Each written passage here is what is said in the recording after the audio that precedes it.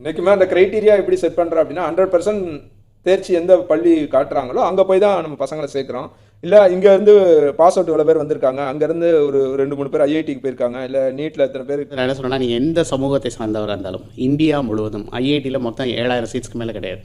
அதுமாதிரி நீங்கள் மெடிக்கல்னு எடுத்திங்கன்னா எந்த கம்யூனிட்டி இருந்தாலும் 5000 சீட்ஸ்க்கு மேலே கிடையாது.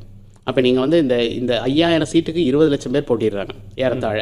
அப்போ இந்த 20 லட்சத்தில் இந்த ப்ராபபிலிட்டி பார்த்தீங்கன்னா இந்த காலத்தில் லட்சக்கணக்கில் போட்டியிட வேண்டியிருக்கு. இன்னொரு சைடில் போட்டியே இல்லாமல் இருக்குது. அது ஃபியூ தௌசண்ட்ஸில் கம்ப்ளீட் பண்ணி நீங்கள் டாப்புக்கு போயிடலாம். பட் நம்ம இந்த லட்சத்தில் போட்டிட்டு காணாமல் போகிறது தான் விரும்புகிறோமே ஒழிய ஃபியூ தௌசண்ட்ஸில் ஹண்ட்ரட்ஸில் கம்ப்ளீட் பண்ணி டாப்பில் போகிறது நம்ம விரும்புகிறதே கிடையாது. ஏன்னா அதை பக்கம் திரும்பி கூட பார்க்குறதில்ல. ஆனால் அதில் தான் வாய்ப்புகள் இருக்குது. நீங்கள் எதெல்லாம் நீங்கள் வாய்ப்புகள் நினைக்கிறீங்களோ அங்கே வாய்ப்புகள் கிடையாது. எதெல்லாம் நீங்கள் வாய்ப்புகள் இல்லைன்னு நினைக்கிறீங்களோ அங்கே தான் எண்ணற்ற வாய்ப்புகள் இருக்குது. இல்லை, அதுக்கு என்ன காரணமாக இருக்குன்னு நினைக்கிறீங்க? அறியாமை. அது வந்து நீங்கள் வந்து அறிந்து கொள்வதற்கான முயற்சி இல்லை அப்படின்னு கூட சொல்லலாம்.